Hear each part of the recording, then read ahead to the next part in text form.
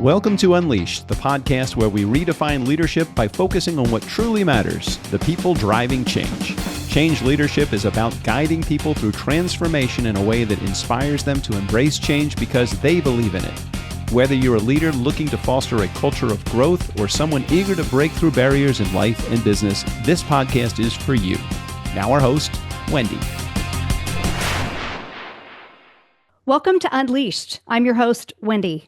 Today, I'm thrilled to introduce our guest, Matt Hampton, Director of Client Management for Envoy Design. Matt's background is just about as dynamic as it gets, from roots in figure drawing to owning a digital strategy and development company for over 20 years, not to mention competing in Ironman, triathlons, marathons. You are an incredible human, Matt. Can't wait to dig into this. Well, that's generous, but thank you. Well, and you know, one of the things that you say is you're a master at connecting cool tech with cool people. And so today we're going to dive into how you help businesses clarify vision, execute strategies, navigate this ever-evolving world of modern marketing, and also get into some thinking about how you think. And so this podcast is going to be eclectic and fun, and we agreed before we hit record that we're just going to go wherever we go. So I love this. That's it. Yeah. Well, Matt, thank you welcome. again. It's awesome to be here. I love having these conversations. So welcome to the show. Thanks. So, Matt, let's just start with your superpower of connecting. I love your mantra of connecting cool tech and cool people. So would you say that this is one of your superpowers? And if so, how'd you discover that? Wow, you come right out of the gate with the question that's let's just go lead to a whole story by itself, right? No, so yes, summarily, to answer your question quickly, yes, it is one of, if not my highest superpower, right? I think very, very, very broadly, and I connect dots pretty quickly, right? And that is tough to do at scale, as it were, right? When you have like so much going on, and in a world that's so complicated and so fast forward, keeping a foot on the ground, as it were, and being able to kind of look left and right and kind of see really far in each direction and say, oh, I'll take this over here and I'll put it over there. And what if we put these two things together? Now we have this new thing. And I get inspired by people's questions a lot, which is why I'm laughing, because you asked this question that could go on for hours. I won't let it, but it could go on for hours. I get inspired by people's questions, right? So I kind of take their input and say, what would I do with that if this was the only question I had to answer ever? And my wife kind of always makes fun of me for being dramatic and saying too many words and all these things. But I said, yeah, but that's how I communicate. That's really because most people can't do this, or at least don't do it the way that I do it. And I think with our clients, what I bring is a perspective that they just never would have gotten to. And a lot of times that means they just don't understand how I got there either. And so painting a very vivid painting with a lot of words sometimes could be overwhelming, I think. And if you're my wife and you've been listening to it for 27 years, that's probably more overwhelming than you would think. But like, if it's like a client who's paying me to solve a problem for them, I think it could be quite elucidating when you have somebody very articulately explain an answer to a very complicated question that they asked, and they didn't really think that it was possible to have an answer that quickly, or they get excited about the answer and they want to start digging deeper. And now we're in this like dance, right? Like we're in this, you know what I mean? Yeah. There's a really great book called Moonwalking with Einstein, which I quote all the time because I really liked this book a lot. This guy went and won the memory championships, and he was an author. He was a reporter, and he went in to do this investigative journalism piece on memory and pneumatics, and he ended up winning the competition the year after. So it was like a really cool book. But anyway, he explains the science of this, and I never really knew it before, but when you learn a new skill or a new thing or a new tidbit, the only way you retain it is by binding it to something you already know.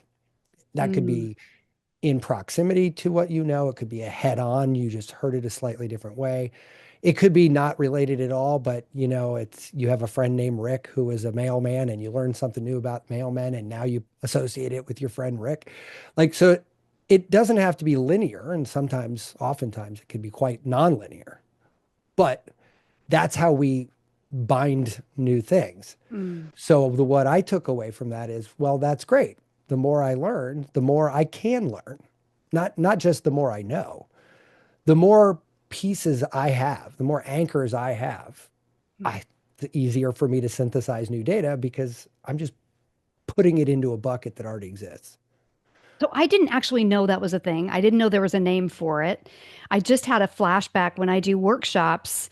One of the things that examples that I give is there's so many people that are like, yeah, I can't remember names. I don't know how many times I hear that in the workshops that I do because I think making it personal is important to me. And so I encourage people to get to know the people at their table. And, my goal is always, whether there's 50 people or 100 people, that by the end of the day, I know every single person's name. Sure. It's very common. Names are a tough one for most people. Well, and what's interesting is I encourage people who say, I can't remember names, number one, to reframe it and say, I will remember names. And number two, to actually connect the name with something. So, Sure. My name is Wendi. So one of the first things that I say is, like Peter Pan. I don't know how many people that really helps them remember my name. Yeah, 100%. Or Wendi with an I, Wendi, like I give them some kind of a picture that helps them to resonate with that. So I actually didn't know that was a thing. And I'll now forever associate you with Peter Pan because you said that. Like I wouldn't have done that originally, but now I'm like, oh yeah, that's easy enough. But yeah, so you get it. Like and again, look, so much out there. We already either know intuitively, we know of it because we've experienced it in our lives. We might not have the articulation to say it. And I know a lot of people get hung up with like, oh, I know all these fancy words and I know all this. And I'm like, okay, that's impressive, I guess, if you're playing Trivial Pursuit. But it's not. Or Scrabble. Yeah, exactly. Scrabble, Jeopardy, I could look quite impressive on a game of Jeopardy sometimes, right? But like, that's not really knowledge, right? Like knowledge to me is understanding the blueprint. And actually I'm borrowing this from a friend of mine, Fru, who I literally talked to right before you. And she actually articulated this better than I've ever heard anyone. She said, those people understand blueprints and therefore everything else just becomes easy because you're not really learning the thing. You're learning how the thing fits into a larger thing.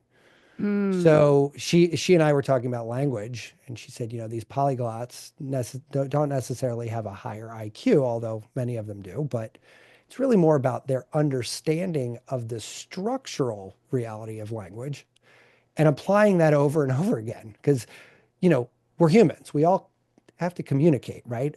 You, these are universal. It doesn't matter if it's in Sanskrit or German or whatever. It doesn't. We've developed systems around that because that's what we do. Right. So if you understand that blueprint, you could speak 100 languages. It wouldn't matter. You got to learn the vocabulary, of course, but like, it's very easy to learn your 15th language, I'm sure. Much easier than your second, I would imagine, because you had no template. Right. Right. Now I've got a template, right? And then you could start, if you're really good at this, and most polyglots probably are, you start grouping, which is another thing if we, depending on how far we go down the metacognition thing. But when you get into how the brain is thinking about things, we group a lot, right? It's easier to remember a bunch. Like it's easier to remember Americans versus 380 million individual Americans, right? Like, you're right. And you can't do that, obviously. It's crazy. But you can say, oh, look at this blue passport. You're an American, right? It's easy. Break it down to state and city and whatever. I can't even in my neighborhood know everybody, right? But I can say I live in this neighborhood, right? That's easy to remember. So you can start grouping. You say, okay, well, Romance languages do this structure, and Slavic languages do this structure, and so you can kind of start to say, well, great, English and Spanish and French, super easy now because I understand the blueprint for the Romantic languages. Oh, Matt. Okay, so mind blown. Okay, again, I'm a level 1 sommelier, so super excited. Oh, and love I grew up wine. outside of Napa.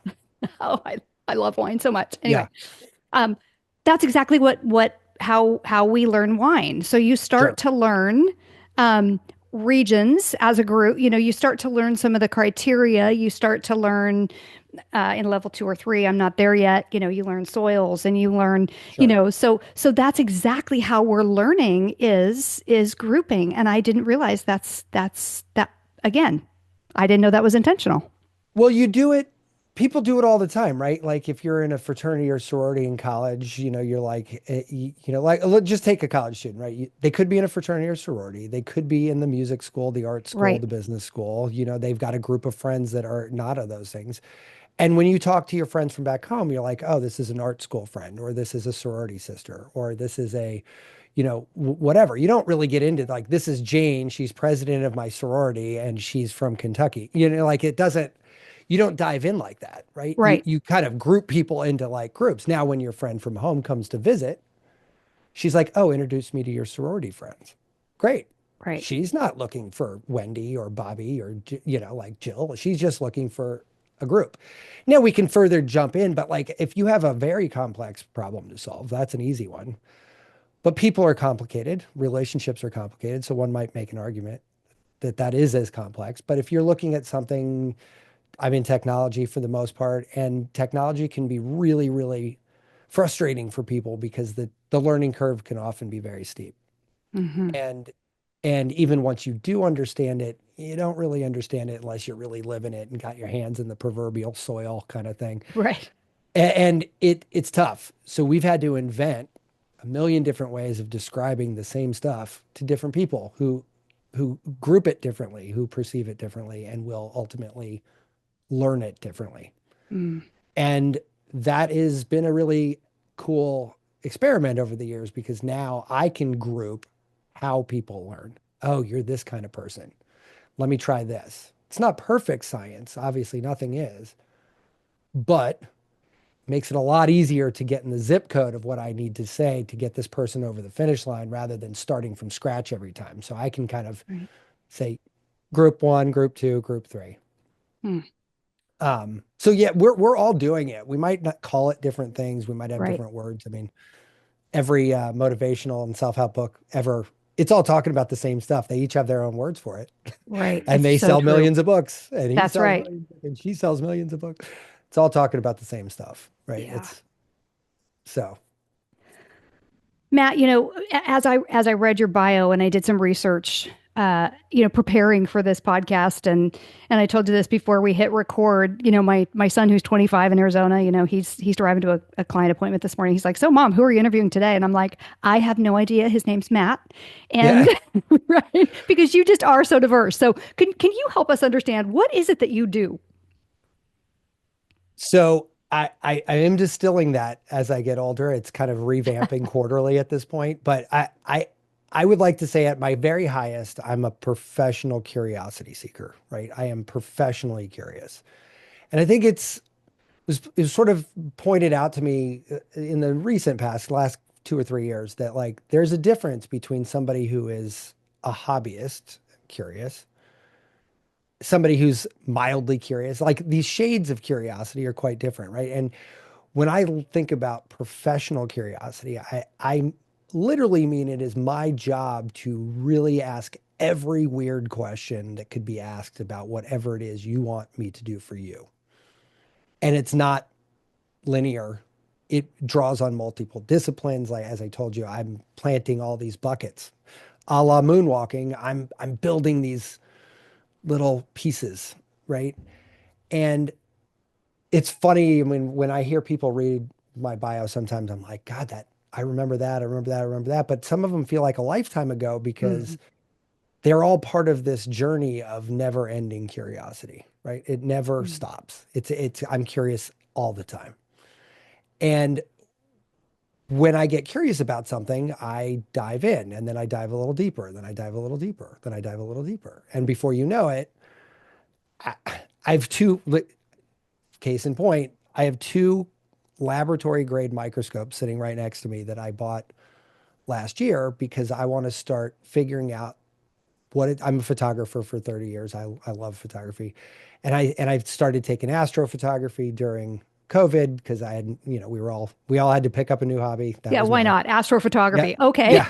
So it's very tough discipline, but it was sort of the perfect mixture of my tech brain, my art brain, and my curiosity brain. It was like the perfect intersection, right? Uh-huh. Well, once I got that kind of moving, I was like, well, if I can go up, can I go down? You know, and then I've got a podcast on health, and we start talking about all these compounds. And I said, well, what would these compounds look like under a microscope? And could we start grouping them? Like, are there these kinds of things? Do we maybe see a different, similar structure in low grade supplements that you get at like Walmart or Walgreens or CVS versus high end ones like a Thorne Labs or any of these like higher end ones? Like, is there a difference structurally? I don't know the answer to any of these things, but I have two research grade microscopes right here that are going to tell me that answer this like now in the near future. I'm not going to be a microscopy guy forever, but like this is something that will help create a unique voice for our show, which, you know, in the world of branding and marketing, I don't need to tell you this, you know, coming up with a unique voice is hard. It's not an easy thing. We're not born with that ability. You have to work at it, right? Yeah. These microscopes are a version of that for me, where I said, you know what? Nobody else is doing this. This is something that is going to be unique to us. Now, if anybody looks at it and finds it interesting other than me, we'll see. But I've shown a couple pictures to people already that are in my test phase right now, and they're like, holy shit, what is that? Yeah. And I was like, that is something under a microscope. I mean, you know, I don't know what to, you know, and people are like, oh my God, how did you do this? Like, you know, it's, so you instantly have a conversation with somebody, right? Let's just look at personal marketing, right? When you look at somebody's reaction to, hey, I design websites for a living, right? That's what I used to tell people I did. And we do that. That's a fair statement. That's objectively true. But really, we're not. Like, we're building websites. That's the end of the story. Certainly not the beginning. Yeah, right. It's not the end of the, it's not the beginning. It's not the middle. It's not any of the cool stuff. It's just the output. Who cares about that? Because everybody, any idiot on the planet who's got a computer could put together a website. Like, this is not a hard thing. Now, we do very complicated websites, so maybe that eliminates some people from the possibility pool, but like, there's a lot of people that are building high tech just like us.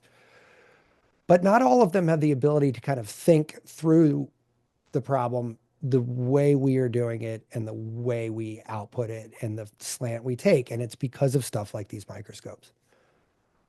Why do I buy microscopes? Because that's the only way you can take pictures of stuff under a microscope, right? Like, that's it. And it's like, you can't explore this without having that in the stack. And now what else will come out of this? I have no idea. But guess what? Everybody I talk to now goes, oh, this guy doesn't build websites. This guy's got microscopes. He's got telescopes that take pictures of the stars. This person is absolutely capable of building my WordPress site. Like, all of a sudden you get rid of all these other things. Yeah. And those are sort of unintentional. I mean, we're using them to our advantage here because we're saying, I know, or at least I think I know that you're going to be really into this. So I'm going to do it ahead of time.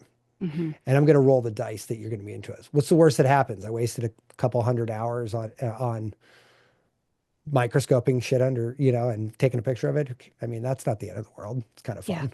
Yeah. You know, like, but that's what I do for a living. I take these ideas that have no solution and I put them through this ringer of weird questions. And I've told everyone this. I said this at this morning's meeting I was just referencing. I think everybody should go to art school for a year, not full time, just art school. You said art school. Art school. Yeah, no, thank you. I would die in art school. Yeah, but you know what? Not a chance. Nobody gives a shit at art school if you're good at art. Like, they assume if you're there, you probably got that part handled. What they are there to teach you is critical creative thinking. And this began my lifelong journey of metacognition and interest in it, because it's not about what you can do.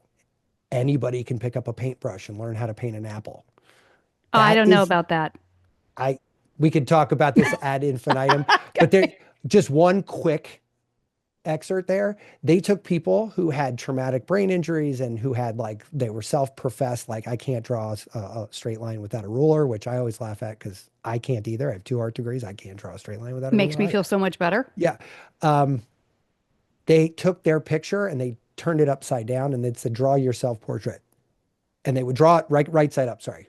and it was, looked like a Picasso or a Mondrian. It was all fucked up, like all like sideways, But then they said turn it upside down, and it What? was a very, very. First of all, it was night and day difference from the right side up, but Okay. it was also quite similar to their actual face. Why is that? Because they stopped looking at it as their face and started looking at it as a collection of lines, shapes, colors, textures. If you can see, you can see all the same things I see. The only difference is I've learned how to do it with the mirror right side up. But that doesn't mean that you couldn't do it. And I've seen this happen dozens of times. People I used to teach at FIT and Pratt, I did all kinds of similar things with my students there, and it works 100% of the time. If you take the person out of their own head and you get them to just see without interpretation, everything changes. And that by itself was really eye-opening for me. Just that's at a tactical line, but we can extrapolate this out to anything, right? People's biggest problem is their metacognitive failure, not their cognitive failure, right? Like most people, smart people are smart, right? That's not where they fail though. It's how they perceive the things they're thinking about, how they think about it, the thought about thought, which is the problem. And that is the essence of metacognition, right? It is Thinking the about, clear is it how you definition. think about what you think, or is it what you think about what you think? Thinking about thinking is the definition, right? Okay. So basically, like you're not thinking about a thing, you're thinking about the blueprint of how you think. And when you start to look at the world, like even if you, when I talk about this, and there's a book being written on this right now, like it's a whole process for me, but I'm excited about it. But it's a very You're writing the book? Yeah, correct. And it's a deep project because it's a deep topic because there's so many things, and AI has thrown a monkey wrench into this because AI could either be the death of metacognition or the renaissance of metacognition. And I'll get back to that in 2 seconds. But Okay. but people fail because they let their own biases get in the way. They have unexamined assumptions about things that they let get in the way. They make assumptions about groupings that they haven't previously really broken down. And if you haven't really examined the constituent parts of a group and you just start glossing over details, pretty soon that group is just so smooth that there's no texture to it. And now things might be getting put in there that might not belong there. Or maybe there needs to be a new group created because there's enough nuance between things that they need to be parsed out. But this is an iterative, nonstop process. Like you can't stop it. So when I get into a deep problem, a really deep problem, oftentimes what I have to do is sort of ask myself questions like, hey, am I saying this because I'm 48 years old and that's my frame of reference? Right. Am I saying this because I grew up in California, then moved to New Jersey? Like what part of this is making me say this? Am I really doing as much justice to the metacognitive component of this, which is the bedrock for anything that comes out of that, or not? And I know it sounds a little esoteric, but like I kind of do have to run myself through that gauntlet a little bit. Yeah. To make sure that I'm at least giving it a fair shot. We can't get out of our own heads entirely. Yeah. We can't get out of our own biases entirely. I'm always going to be 48 for this year. And then next year, I'm always going to be 49. Okay. There's certain things I can't do. I'm a man. I can't get around that. Right. Like there's a couple things that are stuck. Right. Like, everything else is up for grabs. Yeah. Right? Like we can change everything else. So Matt, give us an example of a complex issue that you've been able to walk through this process, and how did that change the outcome by not getting stuck and metacognition and all the things that you're talking about? Give us an example. Funny enough, our podcast, right, Irreverent Health, right, it started out as two guys just honestly just wanting to get together and have a beer and talk about weird health stuff. And it was during COVID, and we did 50 episodes before we released one. Really? And yeah, it was crazy. And people started complaining at us left and right. They're like, when are you going to launch this podcast that we've been hearing about? We've got like 20. Oh, wow, you've got 20. That's crazy. Then like time would go by. Yeah, well, we got like 35. They're like, Yeah. dude, what the fuck is wrong with you? Just like put this out. So Let's we get to go. like 50 and we're like, well, this is a nice round number. We should start here. But we started that thinking like, oh, we wanted to do a podcast about health. Why? We both into health. We're both biohackers. My partner's an acupuncturist and yada, yada, right? Wait, There's did all you say these reasons. biohacker? Yeah, yeah. Like I What's a just like to take biohacker? my body is a chemistry set and we have control over the chemistry set, right? You ever, when you were a kid, you put beaker A into Yep. beaker B and yeah, the pipettes, and we're no different. We're just a giant chemistry set. And I'm intrigued by that. I find it fascinating endlessly. Okay. So we're like, oh, this is what every podcast on biohacking is about. It's about like, here's the nerdy science and here's the supplement I'm going to take and here's the thing I'm going to do and blah, blah, blah. And our first 20 episodes were exactly that. And they were boring as shit. Like they were just predictable. They were not great. So I started breaking that down from a metacognition level. I said, hey, why do people listen to these things in general? Like I assumed that it was because they wanted the nerdy science.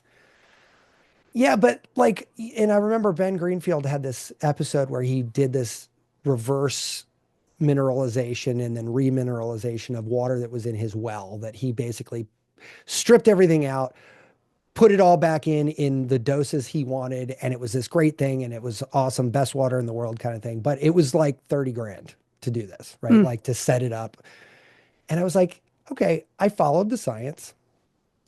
It checks, everything was great. I'd love to do that, but who the fuck has $30,000 to spend on your water? Nobody. I mean, very few people.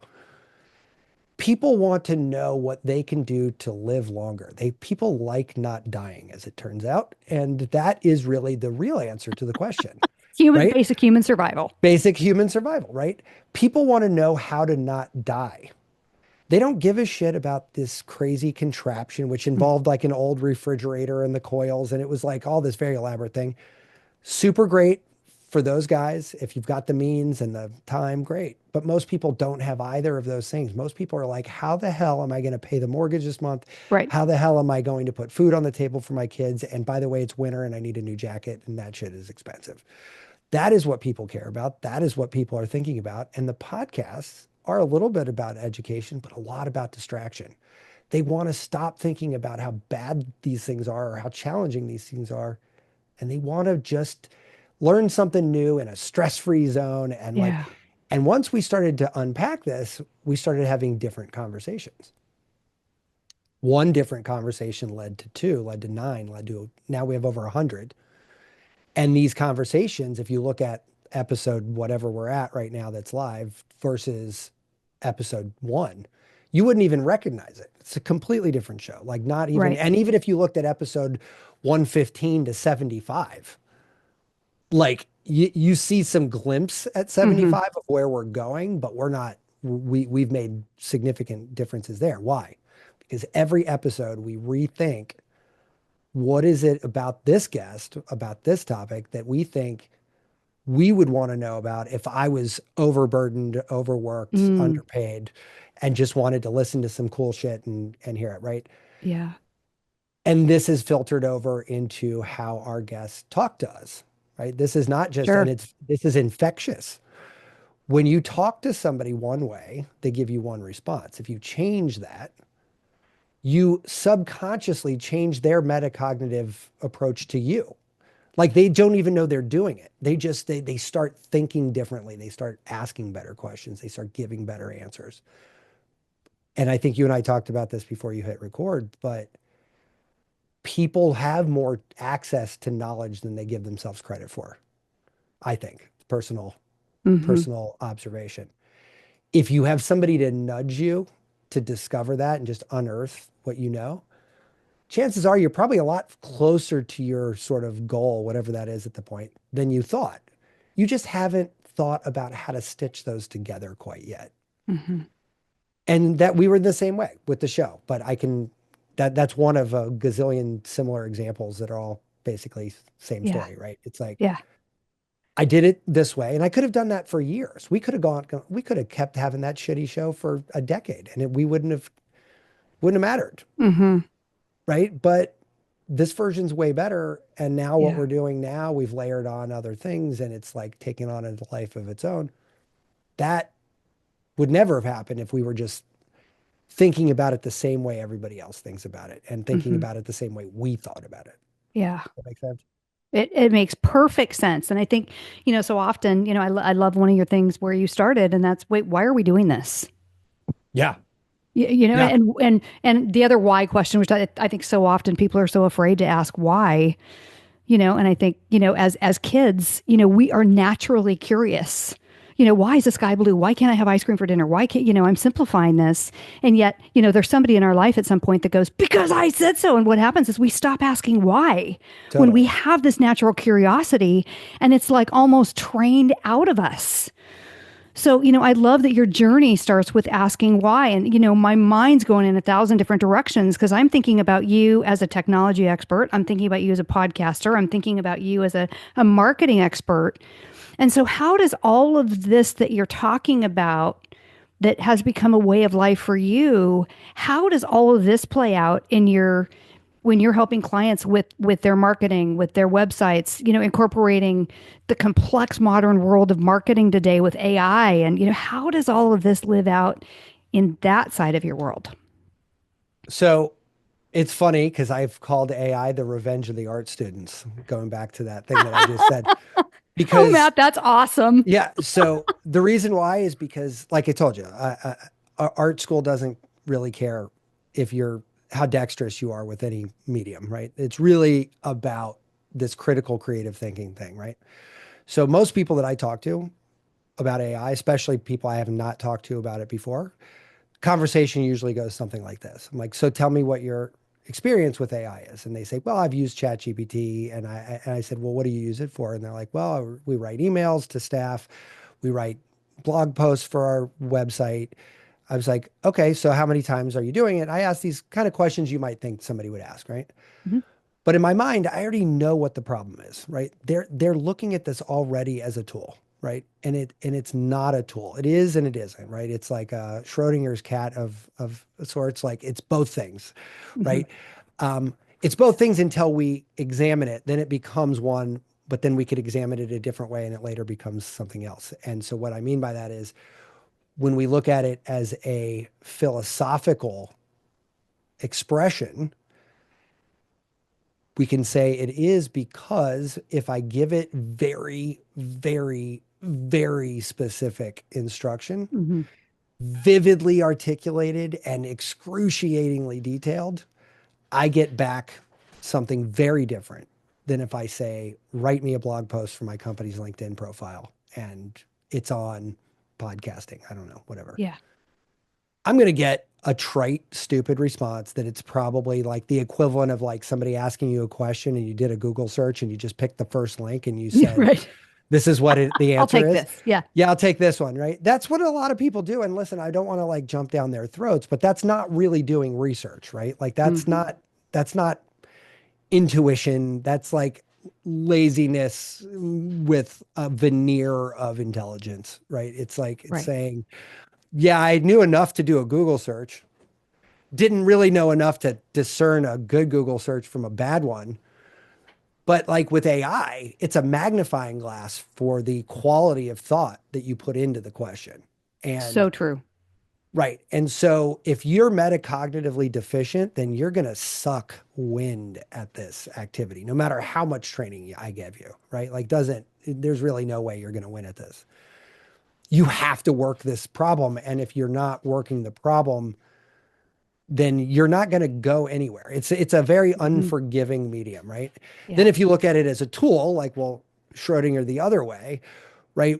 It is a tool. It is also that. It's going to do exactly what I ask it to do. Exactly. No more, no less. It's exactly what I want it to do. Mm. Now, if I want it to write me a 2,000 word blog post, it's going to do that. If I wanted to write me a 400-page reinterpretation of that blog post, it's also going to do that. It's going to do it with jaw-dropping accuracy. It's going to be great. But it's a tool that doesn't have sentience around the quality of the output. It doesn't care. It doesn't know the difference. It knows how to look at it. If you ask it, it's like you're a world class neurolinguist. please break apart the sentiment of this Zoom call. It can do that because it knows the science of neurolinguistic programming. It knows the science of what's happening. It can pull that apart. If you don't know to ask that question, you're never going to get it to tell you that answer for you. Right. Right.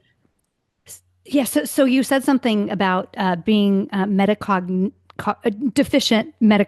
How did you say Metacognitively that? deficient. Yes. Yeah. Okay. That's a big. Anyway. So Yeah. first of all, how do you know if you're deficient, and what do you do if you are? Can it be developed?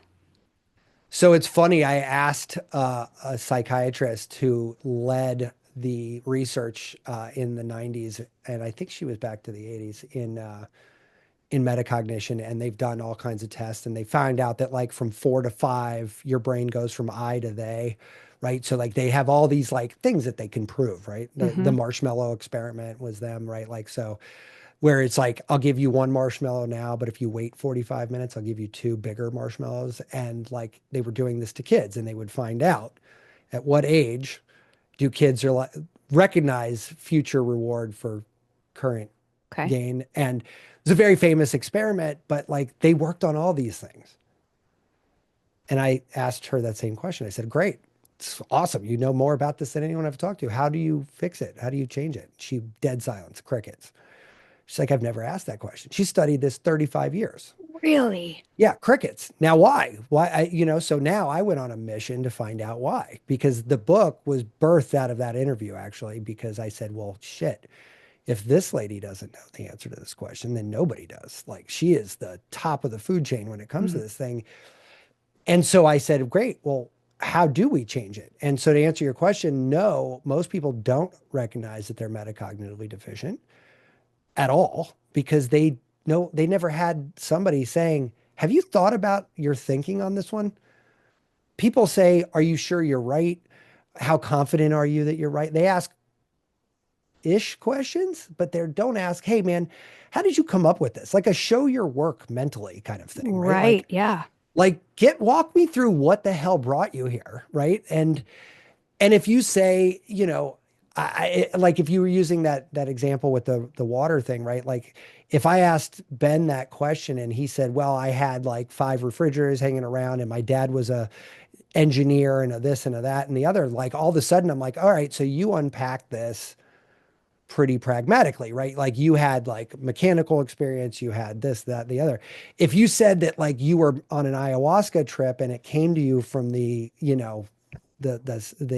universe, I might have to ask a couple more questions, right? I'm not saying that that's not a valid way to come to intuition, because then that's a whole thing for a different podcast. But Yeah. but you could definitely get answers that way. But if you can understand how someone came to the conclusion, you can start to peel apart from an external view. And somebody said you can't read the label from the jar you're in, and that I think is a great way to visualize Great this. visual. Yep. Yeah.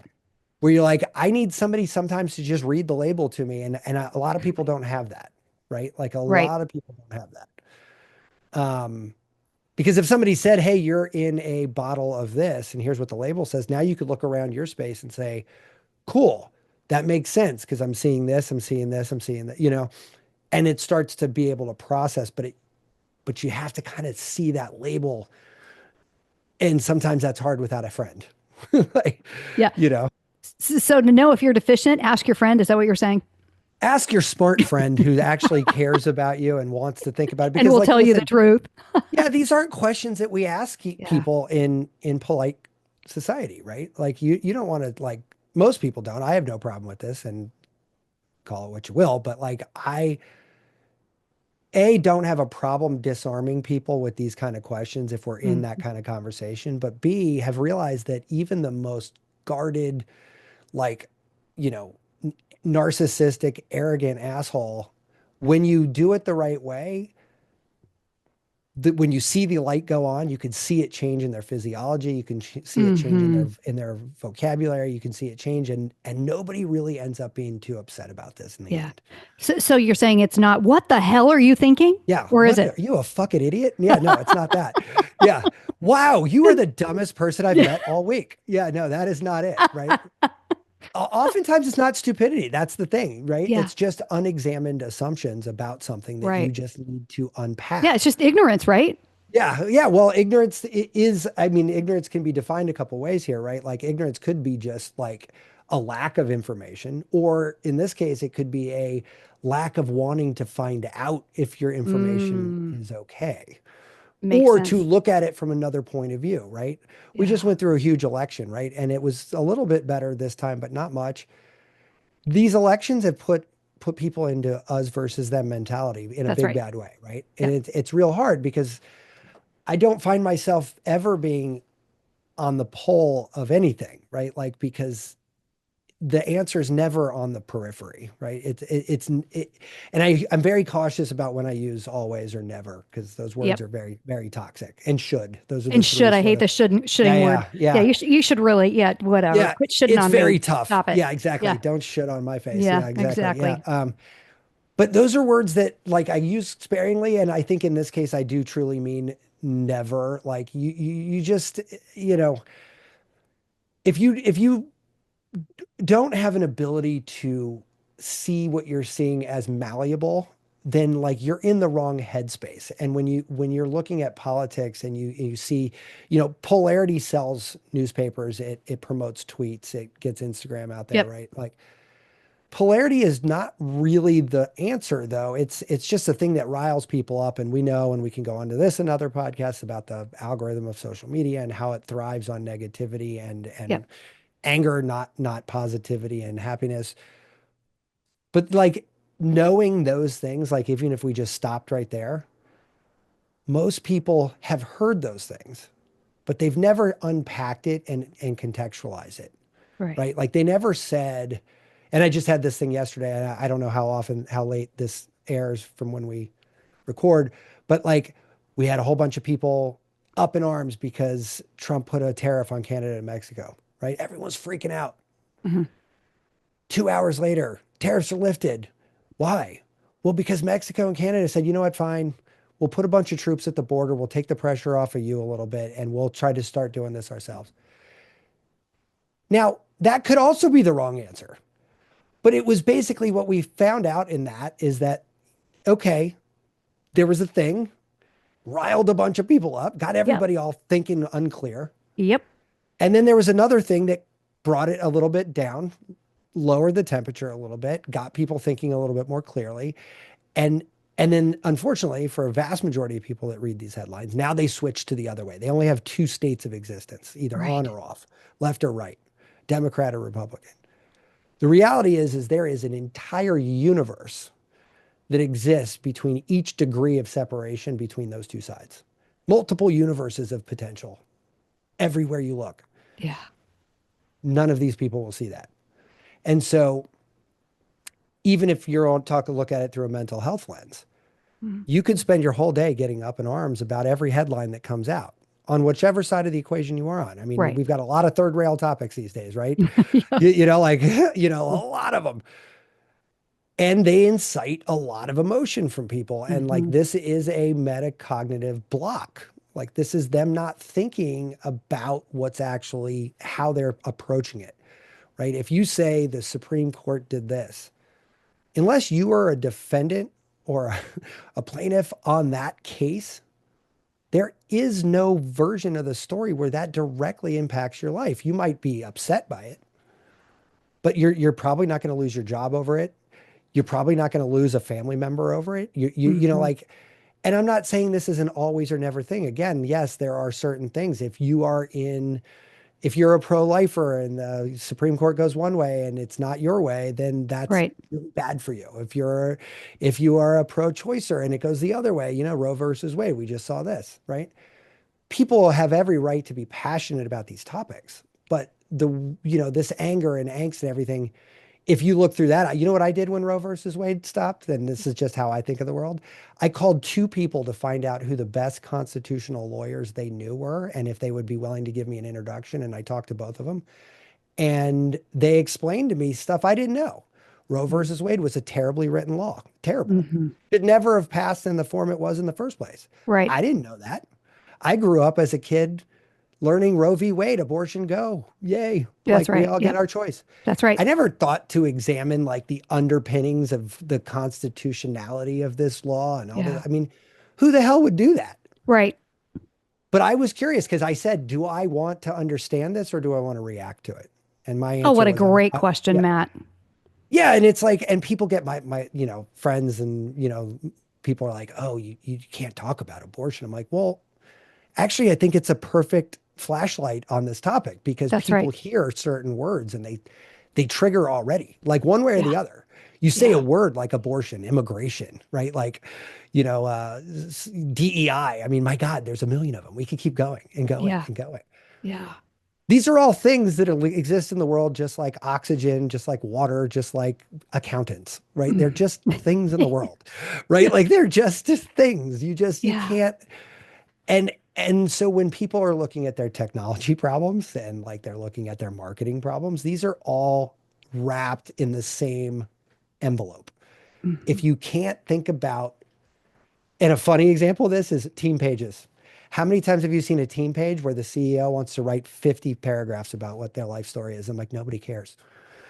Matt Hampton, here's my title, here's my LinkedIn address, go. That's Done. all people. Yeah. No one wants to, no one wants my life story. No one cares. Right. Doesn't stop every client I've ever had for 25 years writing a fucking paragraph about Right. every phase of their life. Right. I'm like, stop doing that. Like, stop. If they Right. want to know, they'll do the research. Or they'll just call you, right? Like, I mean, Yeah. like I did. I called two constitutional lawyers out of the blue, Right. So probably good. like knocked their socks off. Like, who the hell is this guy? But like that's what if you want to know the answer to a hard Yeah. question, you have to ask somebody who knows the answer. Like that's Yeah. it. Like if you want to take pictures of shit under a microscope, you need a microscope. Like there's just certain A plus B's. You know what I mean? Like Right. it's just, yeah.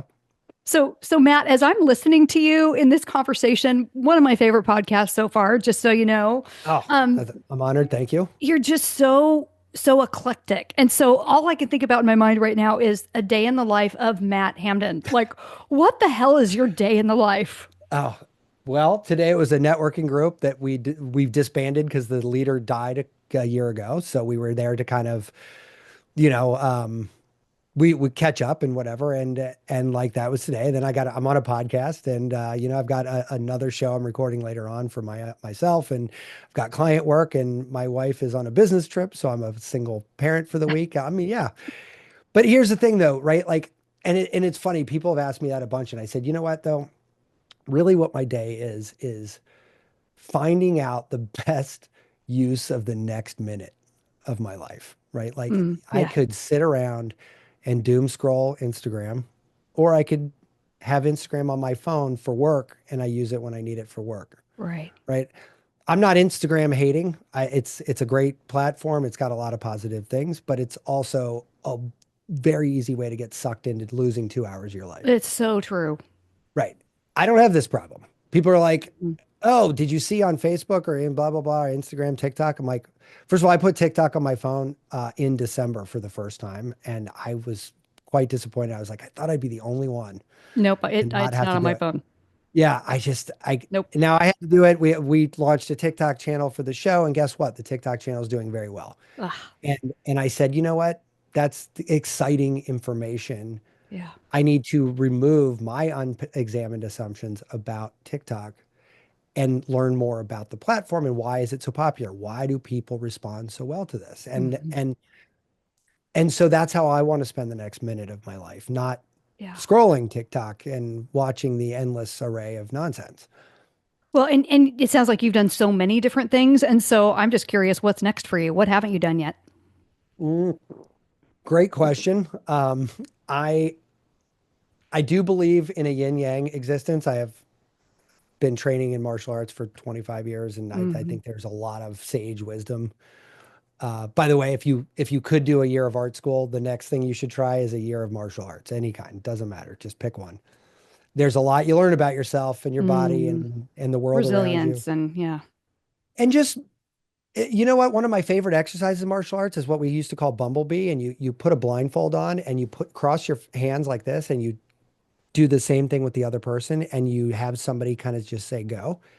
and you just slowly move with them and you anticipate. And the whole idea is to try to tap them on the chest, right? If you can get a tap in, it's like, I got it. All right. And it's not a punch. It's not a kick. It's not anything big. It's just a tap. But here's the thing. When you learn to do that, you're learning to be forceful when it makes sense and to attack when it makes sense, but to yield when it makes sense and to flow when it makes sense and to understand the difference and the split second change in atmosphere that precipitates moving from one to the other. And that is a real hard thing to teach unless you're actually doing it. And just knowing that about me, about myself, makes conversation much easier. Because you can say, this person's not hearing me. It's time to let them come into me a little bit and then let me flow with them around. And then I will bring it back. And then I will tap them on the chest when the time is right. Yeah. Right. But it's like most people like meet them with this like, bah, like, and there's a my way or no way. It's like, okay, I'll plead my case, but if you're not there, let's just get you, let's get you into a different place. Let's get you out of confrontation and into examination, right? Like, can we move you through this process? And if you're not there speaking louder or more words, that doesn't work. Yeah. I'm just saying. No, it does not. Right. I mean, it works great for the social media algorithms. I mean, yes, it can work in certain cases. But like, again, if you look at most of the world is centrists, right? Like they're humans. They have to live with other humans and they need to, you can't walk into the grocery store naked. Like even if you're a Well, nudist. you could, especially if you're on the Grammys and you're Kanye's like for real. Anyway, you could do anything you want, really, but like it'll be a short-lived experience, right? Like you're not going to go very far. But like that is one of those things. You're like, okay, I'm a nudist, but I can't go nude to the grocery store. Okay. So I have to give there. Yeah. You wouldn't say, fuck the world, I'm going down and naked. Like it, you wouldn't say Most that. don't. Yeah. Yeah. Well, it makes no sense, right? Yeah. Like it's not going to get you anywhere. You're going to get banned from the grocery store. You'll never go back again. Yeah. Like pretty soon it's like a 2-hour drive for you to grab bacon. You're like, oh, fuck. Like, and that's not, people don't need to be told that, right? Like there's certain things that are just evident, right? And so, but like there is ways you could learn to embrace that, right? Like knowing that push and pull and knowing how to spot the difference makes it so that you are infinitely more equipped to have a difficult conversation. I could talk about any third rail topic with anybody. Yeah. No problem. Why? Because I understand this dynamic. I understand when to lean into the conversation and when to lean out. And sometimes also knowing when to just stop the conversation, which is probably even for me probably the hardest, right? Yeah. So, but again, and I forgot where I was going with that, but I mean, I think my point was more or less the same, which is like, you just have to constantly examine the next use of your time, right? I'm hyper aware of the ephemeral nature of our lives. Yeah. I'm also really passionate about curiosity. And so the next minute of my life could be spent, I don't know, anything. Or it could be spent firing up the telescope or the microscopes and seeing what, MDMA looks like under a microscope. I don't know what that looks like. Yeah. It'd be kind of cool to find out, right? Like, or dirt from my driveway. What the hell does that stuff look like, right? I don't know. So it's just it's day in the life. I'm just saying. Day in the life is basically like there's not a moment that's stationary, and I find solace in creative output. So while it might seem like I'm like frenetically going from thing to thing, what I'm doing is I'm following my intuition for that next period of time, and then I'm going to follow it to the next thing after that. And they're not always connected, but I also feel like there's also sage wisdom in resting, right? So if I'm writing a proposal for, let's say, an hour, that's too long. Like, you can't, yes, it's not done yet. Yes, it's due. But I'd rather send an email to that client saying, hey, can you give me a little bit more time on this? I want to make sure I'm thinking about this clearly. Yeah. And you know what anybody's never said to me ever is, no, fuck off. I want it now or you're out. No, they say, oh, I want the best version of your thinking that exists. Take all the time you want. Because this initial deadline that we talked about on that call was bullshit anyway. was made up out of nowhere. Mm-hmm. I literally made it up because somebody's barking down my throat. We need this proposal for this website or this iPhone app or whatever. And they just made up a thing. What's the next closest spot to now? Tomorrow at 5. Where'd that come from? Do you have a press release tomorrow at 6? No? Well, then why 5? I don't know. It's the end of the day. Okay. So what you're saying is you don't have a fucking deadline. Right. Like, doesn't matter at all. Like, you know, but again, reading that situation and saying, here, let me help you examine your thoughts on this just a little bit. Like, and in the meantime, I get to give you an infinitely better product. Right. That might mean I'm fucking around with my microscopes for an hour in between, but that's how I recharge my battery, right? Like not sitting on the couch, right? Not watching TV, not scrolling through Instagram or TikTok, right? I recharge by playing with the microscope.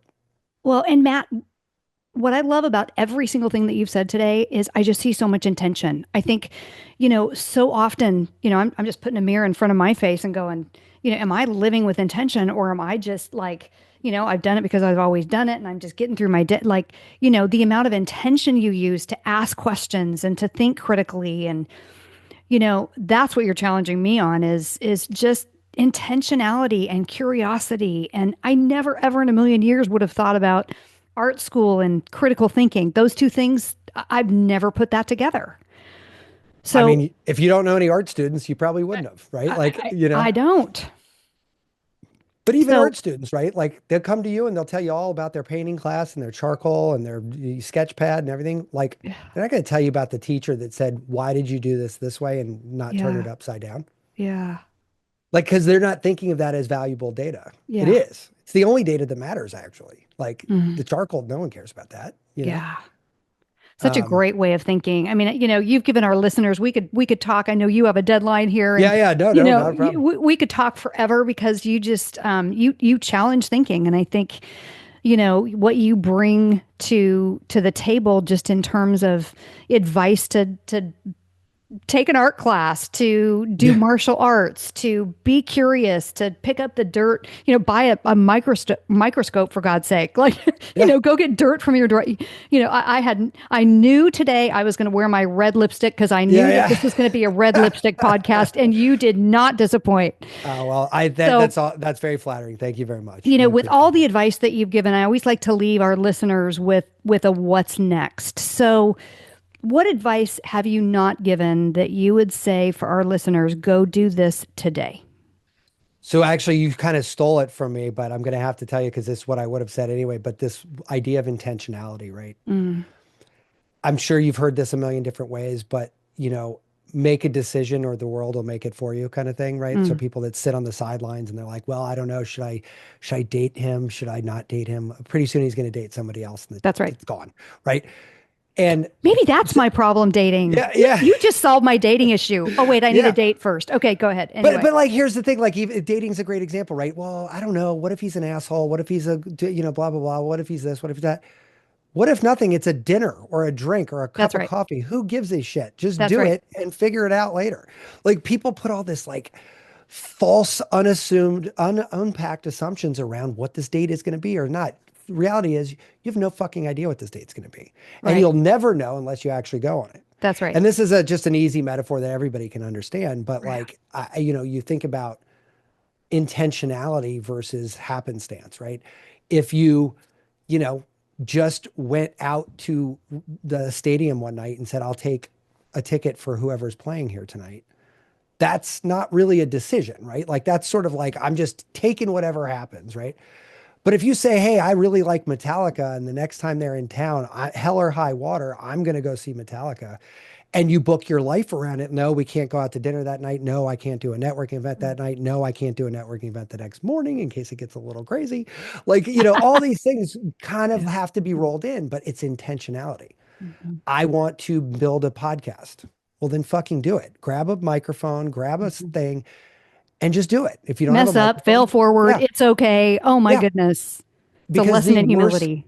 Correct, right? But none of this happens. Nothing happens without being intentional. And so if you can take anything away from anything that I do with my clients or anything, it's like this idea of intentionality. Like just do it on purpose, right? Like, just make people think anyway that you did it on purpose, which if you've thought about it that deep, probably means you did it on purpose, right? Yeah. So, but that's it. That's the world in a nutshell. Yeah.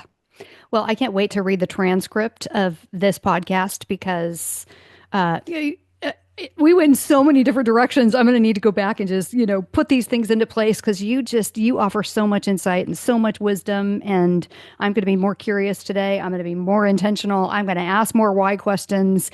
And so you have made me better today and all of our listeners. So Matt, I just want to say thank you for coming and just being a great guest. Absolutely. My pleasure. It was awesome. Thank All right. We'll see you next time. Take care. Thanks for listening to Unleashed with Wendi Swanson. Make sure to subscribe and follow to be notified when the newest episodes of the podcast go live.